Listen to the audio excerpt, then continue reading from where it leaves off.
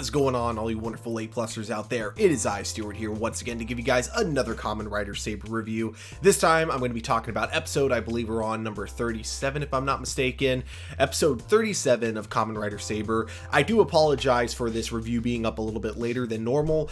Basically, I have just started a brand new job, which I've actually been really enjoying. However, the hours for this job are kind of insane at times. So, because of that, I usually get home extremely late and I feel the need to sleep in a little bit more. So I haven't had a chance to actually watch this episode until now, but now that I've had a chance to check it out and break it down for you guys, I'm really excited to talk about it because this was once again a really awesome episode.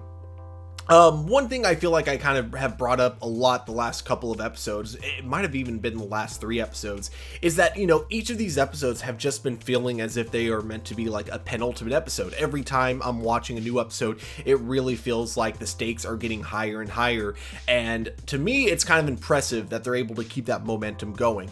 You know, I have seen other commenters saying that they think that there is way more than enough to keep the show going for another 15 episodes, that is, and I can totally see it, you know, don't get me wrong. I'm definitely not trying to say that, you know, where they're going with it, it has to end sometime soon. It's more of, it's just something that you would normally expect to build up to a finale for like almost any other TV show. But in this particular case, they seem to be able to really, you know, have the stakes getting higher and higher every episode, and yet making it so it never feels like it's absolutely dragging. Like that never happens. I haven't been feeling bored at all these last few episodes. It's really been quite intense, I want to say, ever since, you know, Master Logos has actually started, you know, doing some on the field battle himself, and we've been seeing him fighting with the other riders and just absolutely annihilating them, you know, and it's just so great that they're able to keep this momentum going and still able to keep me interested. So I'm really intrigued to see how they continue this for the next, I believe we're probably going to get, you know, up to episode 45 or 50, so anywhere between like 8 to 13 episodes. I'm really excited to see where they go with it. So, you know, I've been having a really good time so far, and, you know, it seems like, you know, it seems like things are finally like really hitting the fan more than ever. So if this is how it's like, you know, just in episode 37, I can't wait to see what it's like when we get to that eventual penultimate episode. And then after that, of course, the series finale. I'm really excited to see how this stuff all ends up wrapping up in the end. But with that all being said, let's talk about each individual scene and break it all down, you know, starting with this opening scene where we get, you know, the 2 sibling riders that, you know, want to go after Master Logos themselves, but they don't want to work with the other Kamen Riders because they don't see the Kamen Riders as members of the Sword of Logos, despite the fact that they only left because they knew about the corruption within the Sword of Logos. But, you know, it's also a little bit of a power play, like they just see the other riders as being beneath them, and yeah, they have kind of proven that they are a bit more skilled than most of the other riders. However, I'd say that Touma and Rintaro have kind of proven themselves to these guys that they can go toe-to-toe with them. So, you know, it is a bit stubborn of them to not want to work with the other riders, but it is also very in character of the 2 of them. So we then get the scene that, you know, kind of happened in the previous episode. We got like a small glimpse of it. Now, I had a crazy prediction on where they were going with this, and of course that turns out to not be accurate at all. But at the same time, I will still say that it was a pretty touching scene, though, between Sophia and Kento here. But even though it was touching, I mean, I do kind of feel like this was something that didn't need to be built up in the previous episode. Like they could have just started this within this episode, and I don't think anyone would have had questions. But it is a really sweet scene where she does tell Kento not to essentially lower the value of his life, and this is because she knows that Kento is about to make a ultimate sacrifice essentially to save everyone, and she's trying to convince him not to do so, especially because, you know, one of the things that caused his dad to go corrupt was the idea of wanting to, you know, save Kento to begin with. So, you know, it's kind of one of those things where if you really love your dad and you really want to honor his sacrifice, you know, don't you know, give up your life so easily. But of course, Kento kind of continues to be in his own world of, you know, only sticking to, you know, his way of doing things, if that makes sense. So he basically kind of ignores her at the very end. So Yuri warns the other writers about what Sophia was trying to prevent Kento from doing herself, and so the other writers decide that they need to track him down in order to convince him not to sacrifice himself. Meanwhile, we then cut to Ren, who continues to have his bizarre relationship with Disaster, and he's kind of like just sitting there doing nothing, as Disaster is just kind of like, you know, if you love Tomo so much, you know, why don't you just face him yourself or something like that? Because essentially he's just he tells Ren how it is. He's like, you're obsessed with Tomah and how strong he's become recently, which is pretty accurate. So that ends up being what we get in our next scene. While they're looking for Kento, Ren decides that he really wants to take on Tomah himself. So Tomah asks Rintaro to look for Kento while Tomah basically spars with Ren, and what follows is a pretty, you know, pretty much a fight that you expect, where Kento just absolutely wipes the floor, or sorry, not Kento, Tomah wipes the floor with Ren, like I'm pretty sure everyone saw coming. And Ren is pretty much not happy, especially when Tomah just kind of straight up asks him what it is that he's even fighting for, and Ren's response is, I'm fighting to get stronger, and Tomah kind of tells him that's not really a good reason to fight, you know. And I think what's happening here is that Ren, you know, he's having a lot of flashbacks of his old mentor, who really had that mindset of, you know, strength equals power, and, you know, power equals leadership, that kind of a thing. So, you know, it's really funny because, you know, the guy he looked up to, the guy that trained him, you know, is being contradicted by these other people that, you know, Ren is now seeing, you know, have all this immense power, essentially. So it is kind of interesting in that aspect, where, you know, you have Ren and his whole, you know, reason for fighting is now being questioned. So it was kind of an interesting dynamic, and I'm not sure if they really like built up to that before, and I just didn't really notice it until now. But, you know, now that I kind of see it, I do have to say that is kind of a cool thing, and I am curious how long this is going to last, with Ren kind of refusing to fight with the other writers. Meanwhile, what we get here is probably one of the funniest scenes in all of Kamen Rider Saber. I absolutely love this moment where Yuri is trying to get Mei to kind of convince this guy that the world is worth saving, that humans are actually, you know, worth saving themselves, and the entire time he's just kind of not, you know, listening, or he just does not care, and he's just more annoyed by anything by the end of it. I don't really want to spoil how the scene goes down.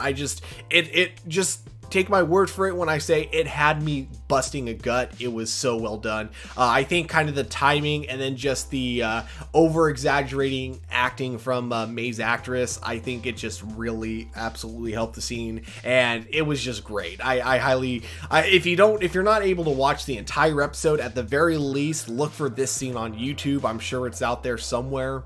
But then finally Rintaro does catch up with Kento and tries to convince Kento that, you know, sacrificing himself is not the way to go. And here he even says, you know, remember the promise that we all made together, that we would all protect each other. And that's what Rintaro is trying to do for Kento. But of course, his speech is interrupted when Master Logos shows up, and it was really silly, honestly, what kind of happens next. I didn't get an image of it, but Kento punches Rintaro in the gut, hoping that it'll get Rintaro out of his way, but it barely lasts that long, and it felt very anime-like in that sense, where you see that happen a lot in animes, where, you know, one character will punch another in the gut in order to get them out of the way for a while. But that doesn't work in real life, honestly. It looks cool in animation, but in real life, when you're looking at it with live action actors, it just comes off as incredibly cheesy, especially because we see that it doesn't work, as Rintaro ends up joining the fight immediately after. And then soon after that, even Tomah joins, because he just happened to be at the right place at the right time. So all three of them end up clashing together. But of course, Master Logos, like we've seen before, is just absolutely overpowered as fuck. So he just completely is wiping the floor with all of them. And then eventually he unleashes a part of the power, which is, you know, what we see in all of Kento's visions, which is basically the city kind of turning to ashes. And rather than it being the entire world disappearing, it's really just one portion of the city here. and Kento knows that there's only one way to stop Master Logos, and that way involves engulfing him in darkness, but the catch is it'll take Kento down with him. So there's at this point, as far as Kento could see, no other way to stop him from, you know, gaining all this power and completely destroying the world. But of course, Touma doesn't want to let his friend be engulfed into darkness, so Touma basically severs the connection that Kento was kind of making with his sword with Master Logos, and prevents him from being able to make the ultimate sacrifice. And so Master Logos, of course, is about to deliver the final strike onto Touma, but Touma is at the last minute saved by Yuri, who, since Kento is currently down in the fight, he's able to use Kento's Sword of Darkness along with him himself being the Sword of Light. You know, he was able to use a really cool combination of dark and light, and it reminded me so much of one of my all-time favorite video games called Shining Force, where essentially in that game you have to get the Sword of Darkness and the Sword of Light, and you have to combine the two of them in order to unlock the Chaos Sword, and that's kind of what this scene came off as. I would love to see something like that actually happen, since we do have the extra blade, the Kamen Rider blade, that is currently not being used. It would be cool in order to make it so like everyone, or so there aren't any swords that are just being wasted. Like maybe Yuri just combines the Sword of Light and the Sword of Darkness to create some ultimate sword. You know, I think that would actually be like really awesome, but I don't quite know if that's gonna happen. But you know, fingers crossed. Who knows? At this point, we still got 15 more episodes, so I could see them doing something crazy like that. But anyways, using the two of them, he's able to seal Master Logos, but it's extremely temporarily. In fact, it doesn't even last the entire episode. It's basically kind of just a half solution, and that's pretty much it. So the next scene, of course, Kento gets up, and Touma is trying to help him up, but of course Kento refuses Touma's help, and Kento walks away angry that, you know, his one chance to really take down Master Logos for good was taken away from him by Touma. And here's my hot take on that whole thing. I'm not saying that Touma did the wrong thing. He did it. It makes total sense why he, you know, wanted to save his friend, and just, you know, the idea of, you know, we don't trade lives is that whole thing. It's that Captain America mindset from Avengers Infinity War. You know, we don't trade lives. It's not how we do things. But I totally get why Kento is upset with Touma. Because as far as Kento sees it, that was his only chance to save millions of lives. In fact, we see just alone in this scene alone, Master Logos had to have killed several thousand people in that one city block. And I think, you know, Kento's mindset is for every time Master Logos is still out there, that's like another 1,000 people that could die at any moment. And all because you didn't want to let this one life sacrifice itself to prevent all those, you know, thousands of deaths. And so, you know, if I'm being honest, I totally get Kento's point of view here. You know, I'm not saying I agree, you know, I'm not saying we should ever trade lives to save others, but at the same time, I can see when that's like, you know, your what you think the only option is, and that's taken away from you. It's not even by your choice. Someone takes that option away from you. I totally get why he's upset.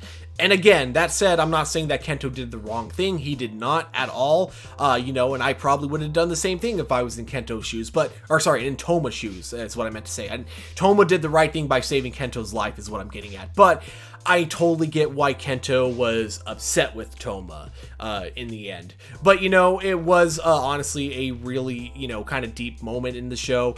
And again, I see both sides of the whole thing. So this was overall like a really intense, great episode. And I am really curious, you know, now that we have even Kento being kind of mad at Touma, I am really curious, you know, if he's ever going to join with the other Kamen Riders. Now, the preview that we have for the next episode, it shows Touma getting a new form, and it shows all the riders kind of coming together to fight against Master Logos, but we don't know if they're all just there because they all happen to be in the right place at the right time, or if because they all finally agreed to work together. We're still not sure about that. But that's what I am kind of curious about, is how long it's going to be until all the writers decide to work together. But overall, guys, I did think this was another really good episode, and I think that Kamen Rider Saber has just been absolutely killing it. You know, and I think I've been saying that ever since, like, what, episode, like, 25 or something? Ever since, you know, it's weird because I had that small period of time where when the show started, I, thought it was just okay. And then around the time where the team got all split up and separated and all started going their own ways is when I was starting to not like the show. But now, ever since we got to like episode, I want to say it was like 21, 22, I feel like the show has just had a sudden spike in just overall entertainment value, and just I feel like the story just gets better as it keeps going along. It's a great show to my opinion, but it's one that I feel like you kind of have to have a little bit of patience for before it really takes off and before it really shows its true colors. But overall, guys, these are just my opinions. Of course, we always want to know what you guys think. Definitely let me know what you guys thought of this episode in the comments below. And definitely don't forget to hit that like button, subscribe to our channel. But guys, of course, as we always say, above all, keep it A+. I'll talk to you guys later.